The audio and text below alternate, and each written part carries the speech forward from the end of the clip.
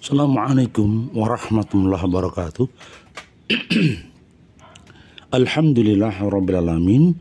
Asyhadu an la ilaha illallah asyhadu anna Muhammadar Rasulullah. Allahumma sholli ala sayyidina Muhammad wa ala ali sayyidina Muhammad. Rabbi shrah li sadri wa yassir li amri waludatan bil lisani yafqahu qawli.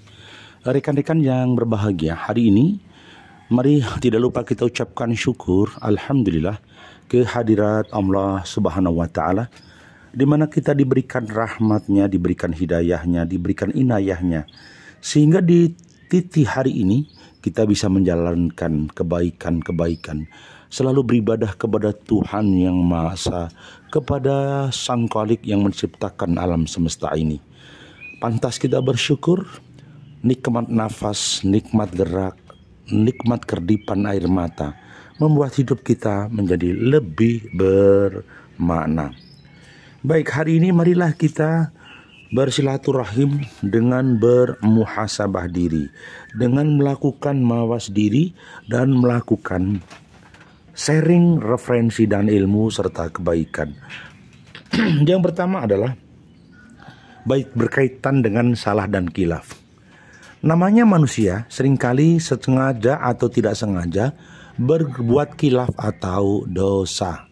Nah, dalam hal ini di pagi hari dengan matahari yang amat sangat cerah, kita syukuri nikmat Allah agar kita senantiasa mohon ampun kepada Allah. Salah satu bentuk mohon ampun mungkin kita lakukan istighfar. Astaghfirullahaladzim alladzi la ilaha illallah wal hayyul qayyum wa atubu ilaik.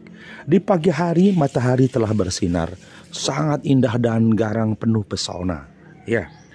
Ada satu ungkapan yang harus dicermati adalah sabda Allah Subhanahu wa taala, firman Allah di Quran surah Al-Furqan ayat 70. Kecuali orang yang bertaubat, beriman dan mengerjakan amal soleh, maka kejahatan mereka diganti Allah dengan kebaikan, dan adalah Allah Maha Pengampun lagi Maha Penyayang.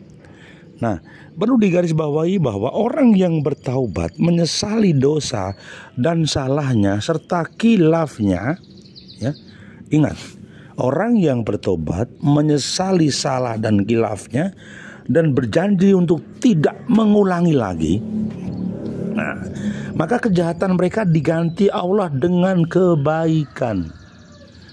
Ya, jadi kalau kejahatan mereka yang diganti dengan kebaikan, salah satu itemnya dia harus melakukan pertobatan.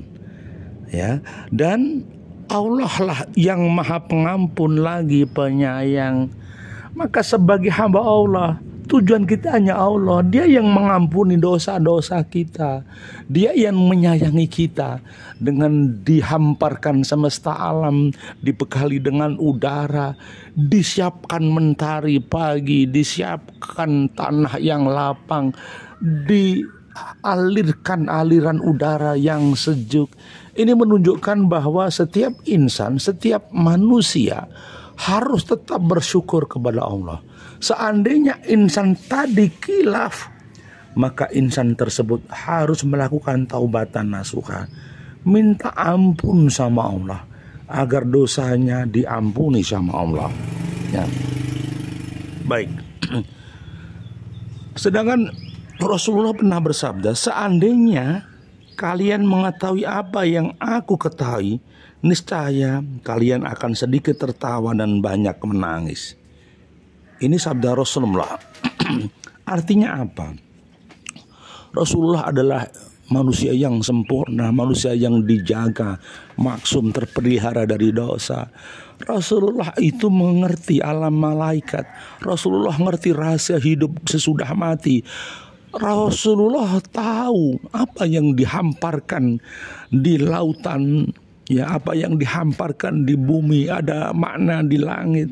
Rasulullah tahu. Maka ketika beliau menguasai dengan izin Allah, dengan ridha Allah, maka Rasulullah dawuh sedikit tertawa dan banyak menangis. Kenapa?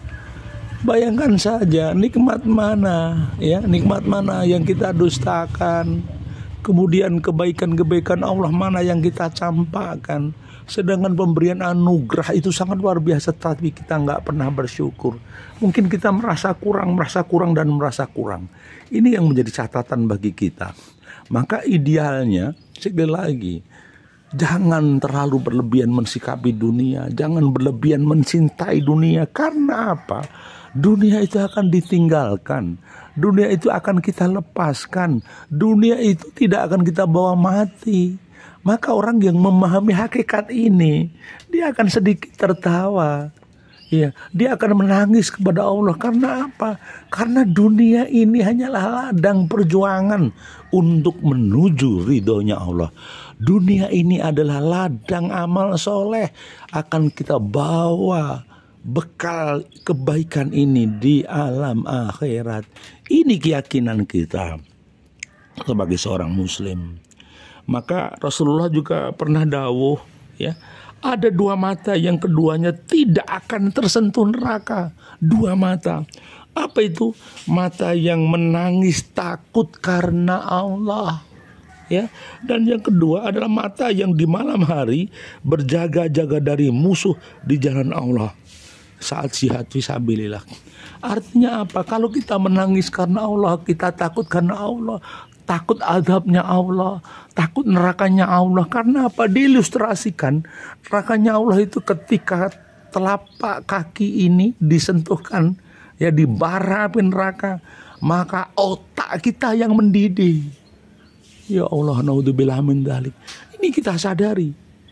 Kalau manusia tidak tahu ilmu ini atau belum faham ilmu ini, belum berma'rifatullah, wajar kalau dia hahi di dunia, wajar kalau dia melupakan Allah, wajar kalau dia melupakan nikmatnya Allah.